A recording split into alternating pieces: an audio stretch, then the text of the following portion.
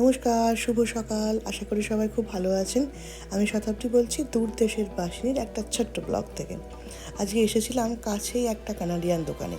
Canadian দোকানে এসে দেখছি কত ইন্ডিয়ান জিনিস। এই দেখুন, হজমোলার গুলি থেকে চালু করে লাক্স, সাবান কি নেই সেখানে। আর সেটা যথেষ্ট বড় সেলে লাগিয়ে দিয়েছে, মানে ছোটোখাটো জিনিস নয়, অনেক অনেক লাগিয়েছে। আর এই দেখুন, এইখানে আমাদের কিচেনে, মানে আমাদের রান্নাঘরে ইউজ হওয়া সমস্ত জিনিসপত্র কত সুন্দরভাবে এখানে বিক্রি হচ্ছে। স্টিলের সমস্ত জিনিসপত্র, রুটি করার চাক্কি বেলনি থেকে শুরু করে কি নেই এখানে। ইন্ডিয়ান যেহেতু ধীরে ধীরে বিদেশে বাড়ছে, সেই জন্য কিন্তু এই কানাডিয়ান স্টোরগুলোতেও এইরকমভাবে একটা পুরো আইএলই রাখা হচ্ছে ইন্ডিয়ানদের জন্য। আর যথেষ্ট ভালো বিক্রিও আছে।